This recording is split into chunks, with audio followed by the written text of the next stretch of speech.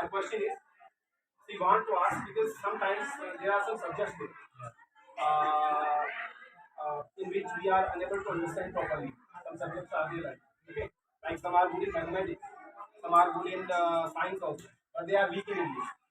So, what would be the strategy there? If they want to improve themselves in English or some other subjects also, like in SSC also, because kind of boring subject they feel.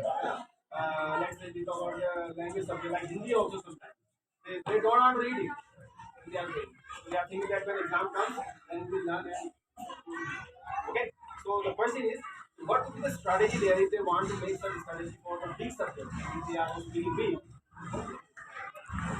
तो this very good question. Weak subject के बारे में means मेरी भी हिंदी बहुत ज़्यादा week थी। Like अगर मेरे बाकी सब्जेक्ट में 60 प्लस आ रही तो हिंदी में मेरे 30-40 प्लस आती, because I was very weak in Hindi.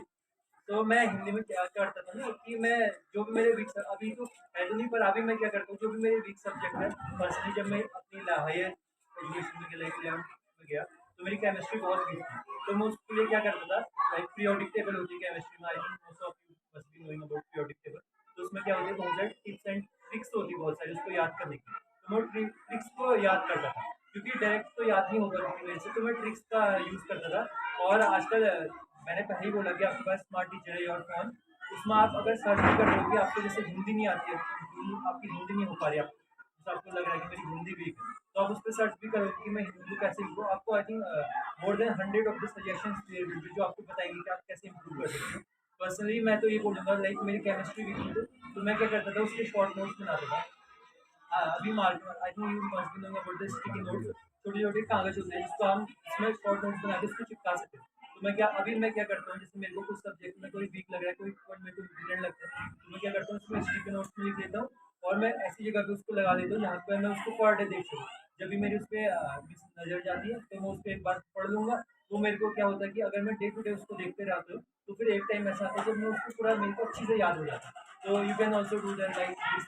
और आप ये कर सकते हो कि उसको एक्स्ट्रा टाइम दे सकते हो इस सब्जेक्ट में आपको वीक लग रहा है। लेकिन if you are feeling, means अगर आपको लग रहा है कि मेरी मैथ्स वीक है, तो आई वुड से दैट आप बेसिक से स्टार्ट करो। अगर आपको लग रहा है कि मेरी 8th 9th मेरी लाइक 7th से मेरी अच्छे से बेसिक क्लियर नहीं है, तो आप पहले 7th का क्लियर करो, क्योंकि क्या है ना, मैथमेटिक्स का फाउंडेशन आपकी 6th 7th क्लास से बढ़ जाता है। अगर आपने 6th 7th 8th 9th में भी अच्छे से फोकस नहीं किया, तो आप जो हायर स्टडीज रहेंगे 11th 12th में, तो आपको बहुत ज़्यादा प्रॉब्लम क्रिएट होगी।